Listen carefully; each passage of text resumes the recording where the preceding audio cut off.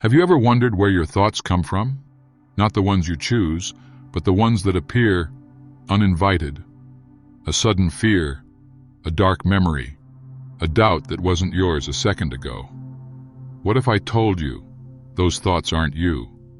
They're not your voice. They're echoes.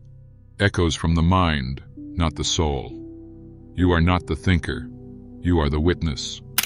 But most people forget that. They identify with every passing thought like it's truth. I'm anxious. I'm angry. I'm not enough. No, those are clouds. You are the sky. And the moment you forget that difference, your vibration drops. Your peace disappears. Your consciousness becomes hijacked by noise that was never yours to begin with. This is not just spiritual metaphor, it's ancient knowledge, taught by mystics, preserved in Hermetic texts. You are not your mind. You are the space it echoes in. And once you remember that, everything changes. You've been taught to identify with your thoughts, to shape your identity from them, to follow them like a compass. But what if the compass was spinning? Ancient mystics knew something modern minds often forget. Thoughts are echoes, not truth. They arise from memory, environment, influence, not from the self. In Hermetic philosophy, the mind is not the master, it is the servant. And if left unchecked, it becomes a loud, anxious tyrant. Thoughts are shaped by what you consume, who you surround yourself with, and even by collective fear. You think you're thinking, but you're absorbing, echoing, repeating programs passed down through culture, trauma, and media. The more attached you are to thought, the less space you leave for presence, for awareness, for real perception. And here's the danger. A thought repeated often enough becomes belief, and belief becomes reality. But what if your reality isn't yours? What if your mind is just a mirror, reflecting everything but you? When you believe your thoughts are you, you give them unchecked authority. One fearful thought spirals into anxiety. One memory reactivates old pain. One judgment turns into shame. But what if you could pause and just watch? Not react, not attach, just witness. This is the power mystics discovered, the ability to observe the mind without becoming it. Thoughts lose their grip when they're not fed by identification. They come and go like clouds, but you are the sky. You are the awareness behind the thought, not the thought itself. And this isn't just spiritual poetry, it's neuroscience. Studies show that the more mindful you become, the less power negative thought patterns have over your nervous system. You respond instead of react. You choose instead of repeat. And slowly, the voice in your head gets quieter. Not because it's gone, but because you've stopped mistaking it for truth. This is the real inner silence, not emptiness, but mastery. If you're beginning to sense the difference between who you are and what you think, stay with this truth. Subscribe and ring the bell. Let your awareness grow, one insight at a time. Here's the revelation few are ready to face. Most of your thoughts aren't even yours. They're echoes, imprints, leftovers from childhood conditioning, media programming, ancestral trauma, collective fear. Thoughts arise not from the soul, but from habit. And most minds are haunted by loops that were never questioned, only inherited. You wake up in the morning, and a script begins playing. The same doubts, the same worries, the same narrative you've been handed day after day. It's not thinking, it's playback.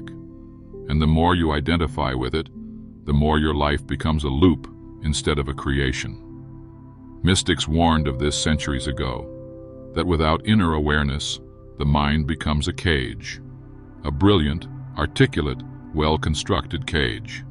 And you call it me. That's the great illusion.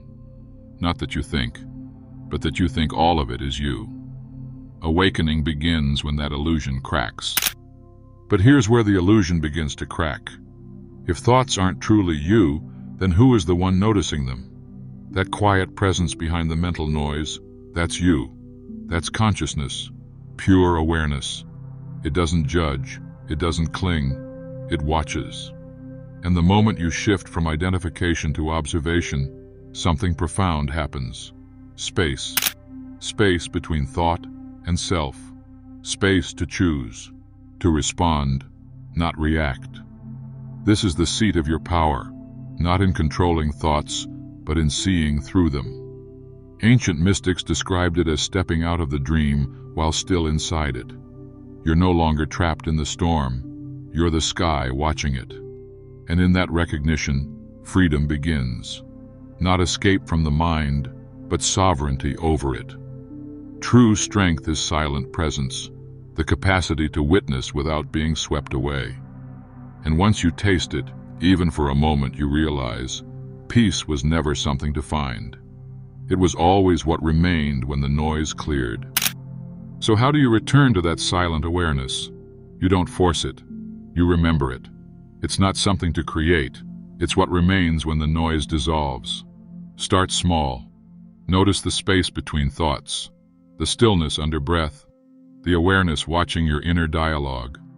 That's where freedom lives. Don't try to silence the mind. Just stop feeding it. Let thoughts come and go like clouds across the sky. Anchor yourself in sensation, the feel of your hands, the sound of your breath, the beating of your heart. These are gateways, simple, sacred. The more you rest in awareness, the less grip thoughts have on you.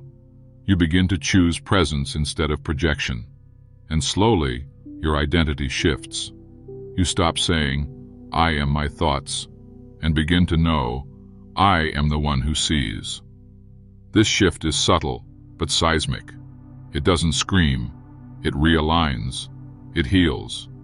Because presence doesn't resist the mind, it holds it in light until it forgets how to fight. Start asking different questions. Not what should I think, but who is noticing the thought? Not how do I fix my mind, but what's behind the one trying to fix it? These questions don't seek answers, they break illusions. Meditation isn't about quieting the mind, it's about realizing you're not the mind. Each moment of awareness is a crack in the trance, a gap in the narrative, and in that space, you return. Practice observing your thoughts like passing strangers, not enemies, not friends, just motion. Let discomfort exist without labeling it. Let emotion move without clinging to story. Sit, feel, witness. This isn't withdrawal, it's awakening. You're not escaping thought, you're disempowering it. And in that process, your energy stops spiraling outward. It centers. It becomes yours again. This is how sovereignty begins, not by controlling your thoughts, but by no longer confusing them with yourself. You are not your thoughts. You are the sky, and thoughts are the weather, passing, shifting, never lasting. Some arrive like storms, others drift like clouds, but the sky never breaks. The sky watches. You've spent years identifying with the weather, believing every story, reacting to every shadow. But now, something deeper is remembering. The silent witness, the presence beneath the pattern. And this presence, it's not afraid. It doesn't need fixing. It simply is. This is where your power lives, not in thought, but in stillness. Not in answers, but in awareness. You don't need to fight your mind. You just need to stop worshiping it. Let this moment be your return, back to the quiet place within, back to truth, back to you. And if this awakening stirred something inside, don't let it fade. Subscribe, comment. Let this be your ripple in the collective field, because the world needs more voices rooted in silence, and yours, just remembered. If your thoughts are not truly you, then who's watching them?